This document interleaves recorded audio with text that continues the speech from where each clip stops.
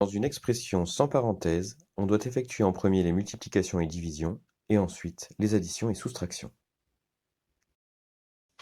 Donc dans cette suite de calculs, comme il y a une addition et une multiplication, et qu'il n'y a pas de parenthèse, on doit commencer par effectuer la multiplication. On va donc remplacer 7 fois 3 par son résultat. Et 7 fois 3, ça fait 21. Donc ici, je dois écrire 21. Alors au lieu de faire ça, je réécris tout. Alors chaque nombre à sa place, donc le 4 là où il était, le symbole d'opération plus là où il était, et je remplace 7 fois 3 par son résultat 21. Alors surtout ne faites pas comme moi, et quand vous faites un signe plus, faites un vrai signe plus, sinon au bout de ligne, on se perd. Voilà, ensuite il ne nous reste plus qu'une opération à effectuer, on additionne donc 4 et 21. Et le résultat de cette addition, c'est 25. Donc le résultat de 4 plus 7 fois 3 est 25. De la même manière, dans cette deuxième expression, il y a une soustraction et une division, et il n'y a pas de parenthèse. En l'absence de parenthèse, les multiplications et divisions doivent être effectuées avant les additions et soustractions. On va donc commencer par effectuer la division 6 par 3. Or, 6 divisé par 3, cela fait 2. On doit donc réécrire 9 moins 2, le résultat de la division. Il ne nous reste plus qu'à effectuer cette soustraction pour achever le calcul. 9 moins 2 font 7.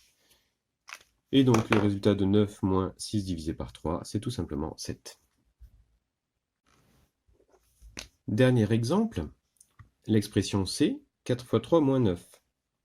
On a encore une expression sans parenthèse qui mélange une multiplication et une soustraction. Dans ce cas, on doit effectuer la multiplication en premier. On commence donc par effectuer 4 fois 3. Or 4 fois 3 font 12, donc notre calcul donne 12 moins 9. 12 moins 9, c'est une soustraction, il n'y a plus qu'à l'effectuer. 12 moins 9 font 3, on a fini notre calcul. 4 fois 3 moins 9 font donc 3. Dans une expression avec parenthèse, on effectue d'abord les calculs situés entre parenthèses. Pour illustrer cette règle, une première expression D égale à 5 fois entre parenthèses 3 plus 4. Alors comme il y a des parenthèses autour de l'addition 3 plus 4, on va être obligé d'effectuer cette addition en premier. On va donc devoir remplacer 3 plus 4 par son résultat. Or son résultat c'est 7. On se retrouve donc avec une expression D égale à 5 fois 7, ce que j'écris exactement dans le même ordre. 5 fois 7. Il n'y a plus qu'à effectuer cette multiplication puisqu'il n'y a qu'une opération. Et 5 fois 7 font 35. Expression E, on se trouve dans le même cas de figure. On a une opération entre parenthèses, ici il s'agit d'une soustraction, et une opération qui est en dehors de la parenthèse, la division. On doit donc commencer par l'opération qui est entre parenthèses, cette soustraction. Or, 25 moins 13 font 12, on va donc recopier tout notre calcul en remplaçant 25 moins 13 par son résultat, 12. Donc 12 divisé par 3. Or, 12 divisé par 3 font 4. L'expression E est donc égale à 4. Dans une expression, quand des parenthèses sont imbriquées, on commence par effectuer les calculs situés dans les parenthèses les plus intérieures. Donc voilà une illustration de cette propriété. On voit une suite de calculs avec ici une parenthèse qui s'ouvre, ici une autre parenthèse qui s'ouvre, une parenthèse qui se referme, et enfin une autre parenthèse qui se referme. Donc cette parenthèse qui se ferme ici ferme cette dernière ouverture. Celle-là qui se ferme tout au fond ferme la première ouverture. En général d'ailleurs, on n'utilise pas ces symboles-là dans ce cas-là. On met des parenthèses à l'intérieur et à l'extérieur, on utilise des crochets qui veulent dire exactement la même chose, mais qui nous permettent de lire plus facilement l'opération. Voilà. Donc la règle s'applique ici, on a des parenthèses à l'intérieur d'autres parenthèses, on doit donc effectuer en premier le calcul qui est situé à l'intérieur de ces dernières parenthèses. Donc ici 3 plus 4. On va donc tout réécrire en remplaçant uniquement 3 plus 4 par son résultat. Donc 15 moins, j'ouvre le crochet, même si maintenant il n'est plus indispensable, 21 moins 7, puisque 3 plus 4 faisait 7. Alors je dis qu'il est plus indispensable parce qu'on pourrait se contenter de remettre des parenthèses. Mais pour que vous puissiez suivre plus facilement, je laisse le crochet. Ensuite, eh ben, on a des parenthèses, et donc on est ramené à la règle précédente. Dans une expression dans laquelle il y a des parenthèses, on effectue d'abord les calculs situés entre parenthèses. On doit donc commencer par faire 21 moins 7. Et 21 moins 7, ça fait 14. Donc on va remplacer 21 moins 7 par son résultat, 14. Et tout le reste sera recopié à sa place. Donc 15 moins 14. Et 15 moins 14, dernière opération effectuée, ça donne 1. F est donc égal à 1. Quand dans une expression sans parenthèse, il n'y a que des additions-soustractions ou que des multiplications-divisions, on effectue les opérations de gauche à droite. Donc en application de cette règle à l'exemple suivant, l'expression G est égale à 9 moins 5 plus 6, je lis de gauche à droite. Il n'y a dans cette suite d'opérations que des soustractions et des additions, donc on doit effectuer les calculs de gauche à droite. On va donc commencer par la soustraction 9 moins 5, qu'on va remplacer par son résultat. 9 moins 5 font 4. On recopie éventuellement toutes les autres opérations, et on poursuit. Il ne nous reste plus qu'une addition à effectuer, 4 plus 6, et 4 plus 6 font 10, donc G est égal à 10.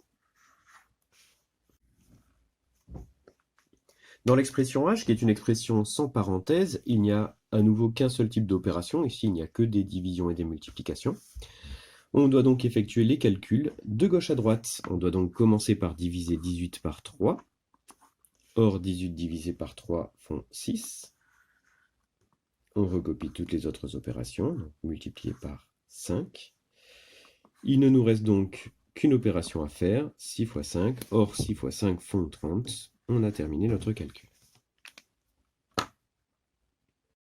Les calculs situés sur ou sous une barre de fraction doivent être considérés comme étant entre parenthèses. L'expression I va nous permettre d'illustrer cette propriété. On a ici des calculs situés sur et sous une barre de fraction.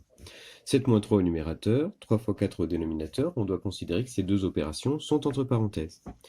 On va donc les effectuer en premier avant de s'occuper de cette fameuse barre de fraction. Donc 7 moins 3 donne 4 au numérateur, et au dénominateur 3 fois 4 vont donner 12.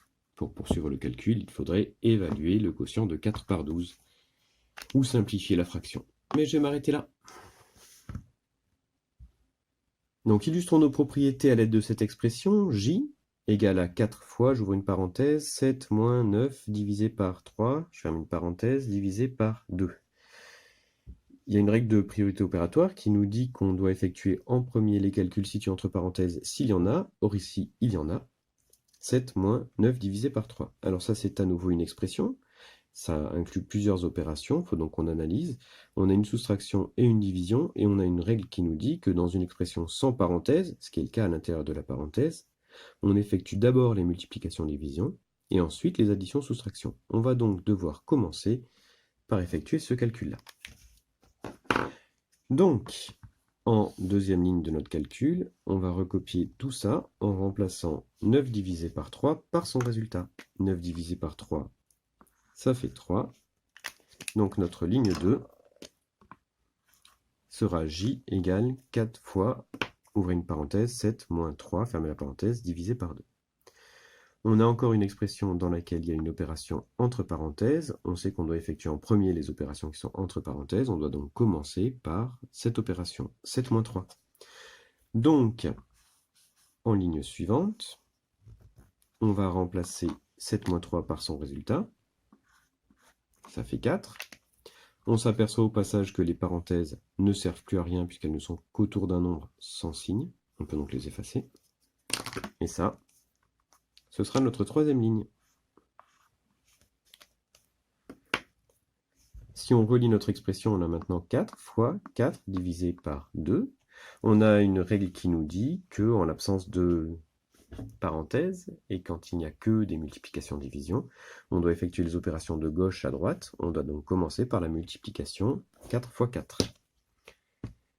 On va donc effacer 4 fois 4 et la remplacer par son résultat, 16.